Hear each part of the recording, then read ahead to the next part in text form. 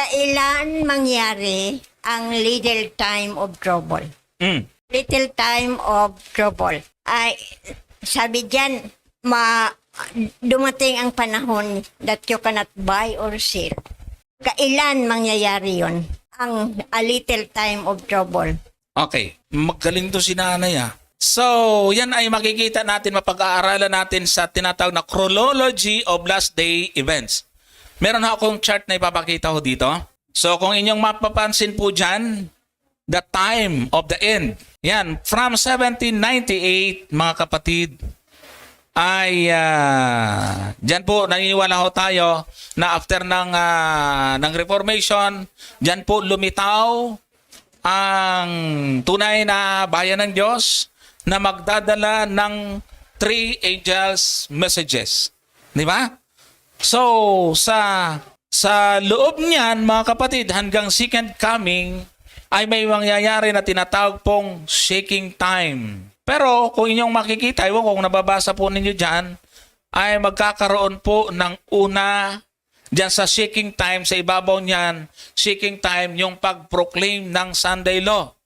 At magkakaroon, after ng proclamation ng Sunday Law, magkakaroon kasunod na yung little time of trouble.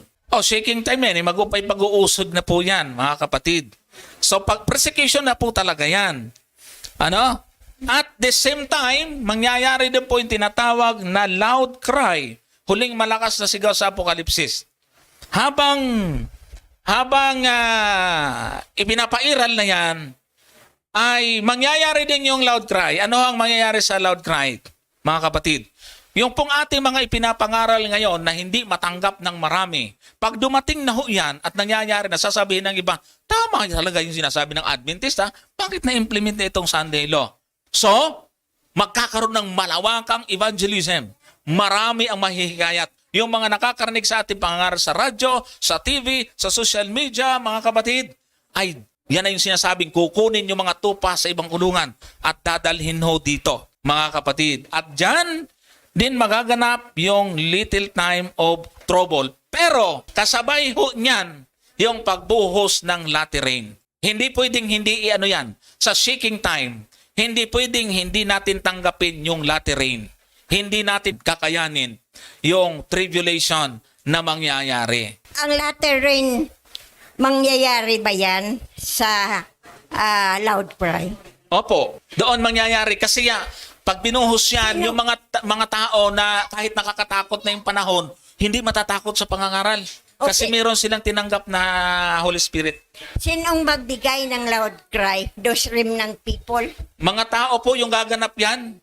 Yung evangelism ng mga nabuhusan ng tinatawag pong latter rain. Okay. Siyempre, sa pamagitan ng guidance ng Panginoon. Brother Johnson, may dito kasi gusto ko i-question sa imo. Sa Revelation 4. Sa?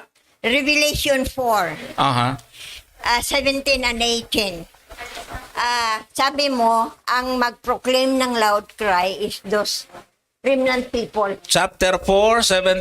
Chapter, hindi. 1 Peter. 1 Peter. Chapter 4, verse 17. Verse 17? Oo. Chapter 4, verse 17 and Apo. 18. Sabi dito, for the time is come that judgment must begin at the house of God. At the house of God. Yun ang question ko dan. At the house of God.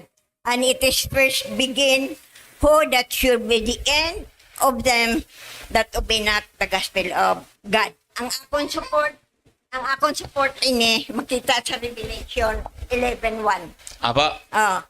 Ano yung verse mo? God.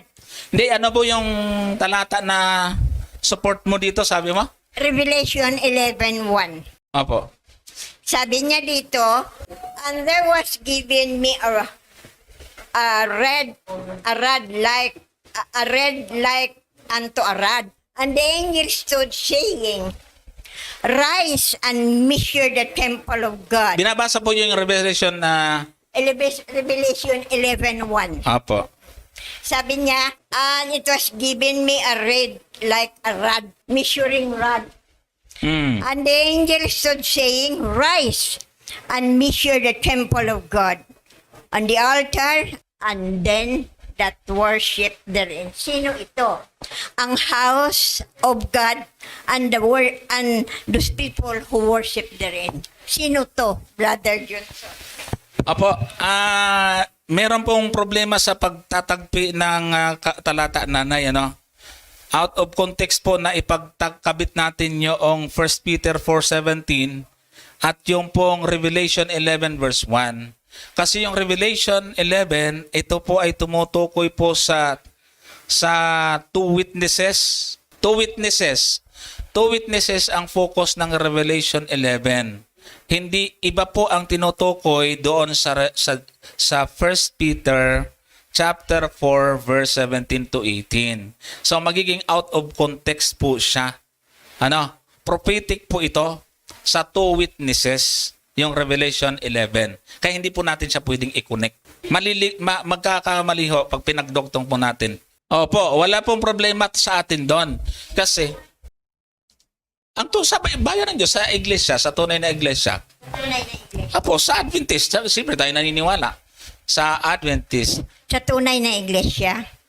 Opo, hindi naman pwedeng sa yung tinutukos yan. House of God nga eh. Pero ang tunay na iglesia, hindi naman purely, hindi naman wholly pure. Hindi ba? Tayo Ang ay... tunay, teka lang po, sandali lang po ah. Ang tunay na iglesia ay hindi pure. hindi pure. Yeah, because... Tama, sandali lang. Isa-isahin natin ay. Baka kasi malito tayo eh. Ang church sa Apokalipsis ay church militant, not church triumphant. Kaya mag-agree tayo doon sa Laodicean church, hindi siya perfect. Pero pagdating doon sa 144,000 ay kinikilala na siyang perfect sa magitan ng dugo ni Kristo. Lahat? Yeah. Hindi naman po pwede yung 144,000 ay hindi po pwede na mapunta ka sa langit na hindi ka perfect. Morally, we are not sinless. We have to accept that, mga kapatid. We are not morally sinless. Nagkakasabi tayo. Pero sa dugo ni Kristo, tayo mapopurified. Kaya nga sabi roon, sila ay sa aklat ng Revelation, doon sa 144,000, sila po ay mga pinaputi ng dugo ng kordero. Okay, Brother Johnson. Pero may condition dyan eh. May kondisyon. No. Anong Siyempre. condition Aha. sa Laodicean Church? Hindi Magsisi. Magbalik sa Diyos. Magbalik loob. Kung mananatiling, hininga, hindi talaga. Pero hindi naman sinabing nanatili eh. Kaya may 144,000, perfect yung kanilang definition doon eh. Pero, Ano? pag nag-out siya sa church, Nag-out. Siyempre, lumabas na eh. nag-apostatize, may ano pa ba? May forgiveness pa ba? Wala. Kaya nga maraming nag-apostatize. Wala nang pag-asa yun eh. Huwag sana kayong masama roon. Ang church, Laodicean church, wala nang pangwalong church. Sabi ni Ellen White, those who enter into any denomination, that would mean apostasy from the truth. Kaya pag nag-organize, labas sa iglesyang ito, apostasyon. Yun ang delikado. Pag naglabas, hindi ka nakabalik. Sino po? Pag naglabas ka, hindi ka nakabalik. Ang naglabas, ito, basahan ko po kayo. Huwag lalabas sa tunay na iglesia. Unang Juan 2:19. Sila'y nangagsilabas sa atin, ngunit sila'y hindi sa atin. Sapagkat kung sila'y sa atin, ay nagsipanatili sana sa atin.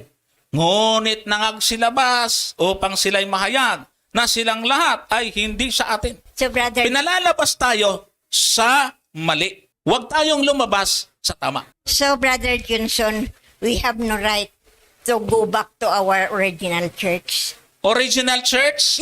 This church. Ano ang ibig sabihin ng original church? This church. Ito church. Okay, hindi Pag pwede. naglabag ka, hindi na pwede makabalik ka dito.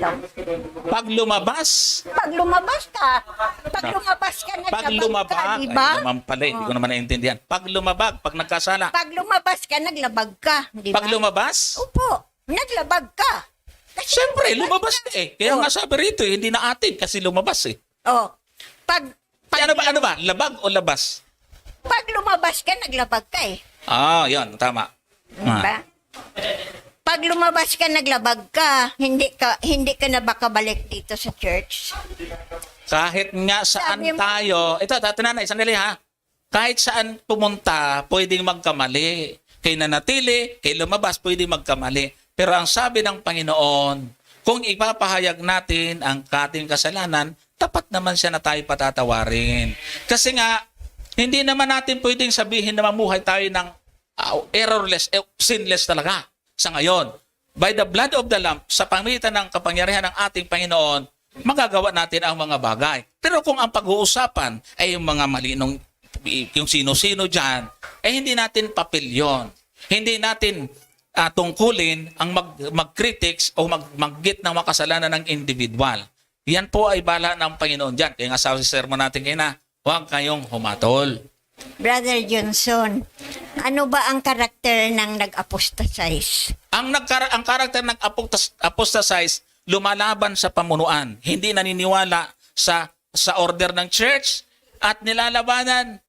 Ayaw mong maniwala, wala akong magagawa. Kasi ganun ka eh. Ha? Anong NPA? Ha?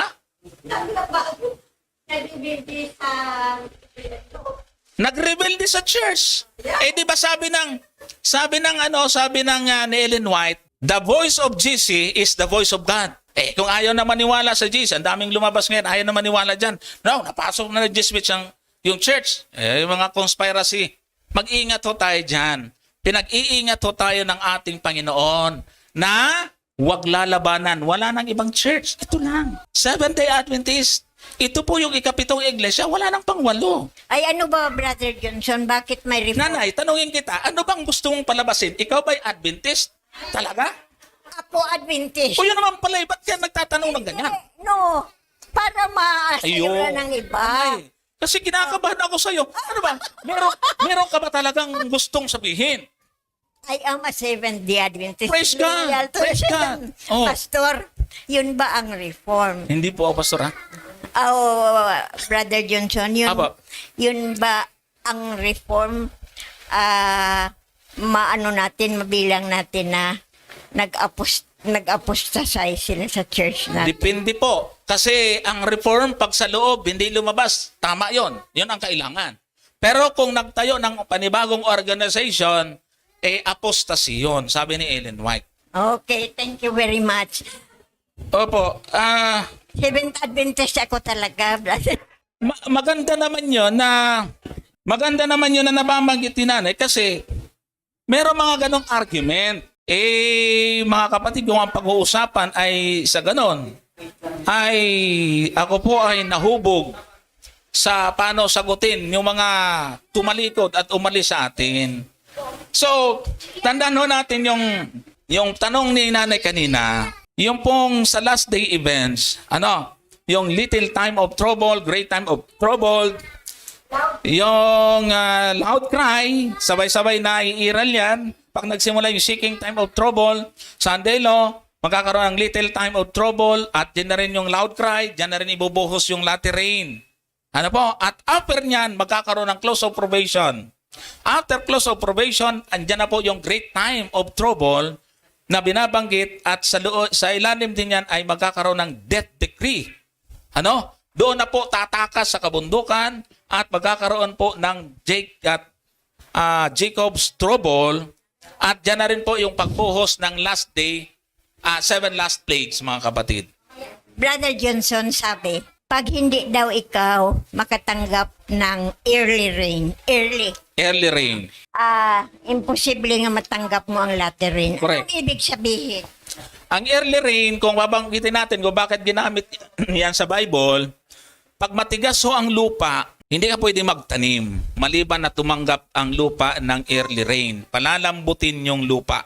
So, mapiprepare po siya para sa pagtanim.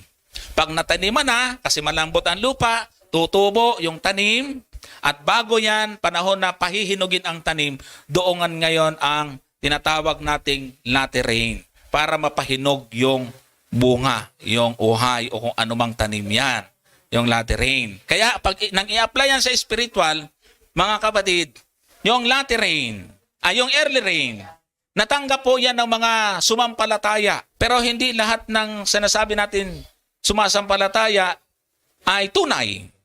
Kasi meron namang nahikayat na hindi dahil sa kay Jesus kundi kay Jesus pala. Meron namang mananampalataya na nabautismuhan hindi kay Kristo kundi kay Christopher. So may mga dahilan. So, ang tinutukoy natin yung genuine faith, yung tunay na pananampalataya. Yan po yung tinatawag pong nakatanggap ng early rain. But along the way, habang naglilingkod tayo sa Panginoon, andyan si Satanas. Pwede tayong distract, pwedeng yung ating pananampalataya, manghina, pwedeng mawala, pwedeng mabackslide, ganyan. Kaya, pagka hindi natin pinagbuti, hindi natin inihanda ang ating sarili para sa latter rain, ay baka nga hindi maging qualified doon sa latter rain. Hindi ako masyado nagtanong ako sa iyo, Brother Johnson. Ang early rain ba, time nga nag-accept kita ng baptism? Ang early rain? Early rain, oo. Actually, kahit hindi ka pa nga nakatanggap ng baptism, kung nananampalataya ka na, kasi in case-to-case basis yan, meron pong hindi mabautisman pero matagal na siyang sumampalataya, yan, nagpinapractice na niya yon. Meron kaming taga-subaybay na sa ibang bansa, hindi mabautismuhan. Dahil lalo na pag mahirap sa kanilang lugar. Pero pinapractice na nila. Yung iba nga, vegetarian na pinapractice baptism na lang. Kaya consider na pwede rin silang tumanggap niyan. Kasi naniniwala tayo, nanay, na pagdating ng great time of trouble o yung little time of trouble, mga kapatid, yung mga mahihikayat, hindi nila yan kayang bautismuhan lahat. Pero ililigtas sila ng Panginoon sa pananampalataya nila. Pero sa ngayon, na may time para tayo pag-accept ng katotohanan. Siguro pwede bautisyuhan talaga Hindi tayo. pwedeng hindi kung kaya pa. Basta kaya naman, wala namang hadlang. Siyempre, inaano natin yung baptism talaga. Opo. Pero ang example siguro sina yung isang magnanakaw, no? Opo, kasi hindi naman bumaba at magbabautismo yan eh. Kaya depende sa kaso. Meron din na ngayong mga matatanda na bedridden na hindi na pwedeng bautismuhan, ganyan. Pero naniniwala, pinapatanggap na lang sa Panginoon. So, bahala na yung Panginoon sa kanila. Salamat po, Nay. Pinasaya mo yung program natin.